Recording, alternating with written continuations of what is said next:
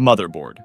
The motherboard is a wide and flat circuit board, and it's the main component of the computer, where every other component gets connected. Its goal is to make the different parts of the computer communicate with each other. It's relatively cheap if compared against other components, even though it's arguably the most important one. It can be considered the heart of the computer. CPU. The CPU, also known as the Central Processing Unit or processor, is the brain of the computer, and although it usually has very low data storage, it's really good at using it for things like complex mathematical operations, reading through massive lists, etc. It's where most of the programs are run from, and basically everything that happens in a computer goes through the CPU at some point. Hard drive. It's where all of your data is stored, so when the computer says you're running low on space, it means that your hard drive is almost full.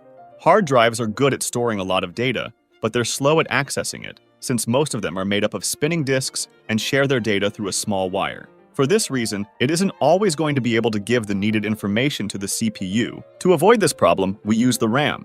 The RAM stores data, just like the hard drive, but with much less space available. The good thing about the RAM is how fast it can access information, making it useful to quickly communicate to the CPU the information that would take too long for the hard drive to access. Every time you see a loading screen in a video game, it's because the CPU is taking the needed data from the hard drive to the RAM, so it can access it much more quickly when you're playing. The RAM is connected through a long, thin stick instead of a small wire like the hard drive. One thing to remember is that you can't permanently store data on the RAM. It's a short memory system, and every time you turn off your computer, the data on it gets wiped.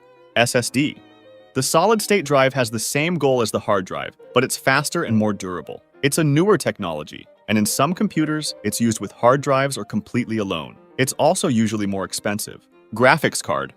To create 3D worlds from complex calculations, the computer has to do a massive amount of work. But a really difficult part comes in when it's time to show those worlds on your screen. This is where the graphics card comes in, which is basically an entire standalone computer dedicated only to showing the right things on your screen, deciding which pixels need to light up and in what color. Some CPUs already come with an integrated graphics card, but they're usually less powerful than a normal single graphics card.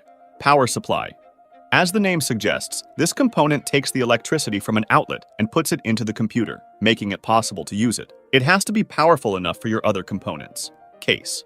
A case is simply a box of plastic where every part goes. The most popular formats are mini tower, mid tower, and full tower, depending on the size they have. The choice of the case should come after having decided the sizes of the other components to make sure that everything fits in it. Cooling system. Some areas of the computer, like the CPU and graphics card, generate a lot of heat and would fry every other component and themselves if it weren't for a cooling system. A computer can have air cooling or liquid cooling, each with its own pros and cons. Wireless card. If your computer supports Wi-Fi, which gives you access to the internet without using Ethernet cables, it has a wireless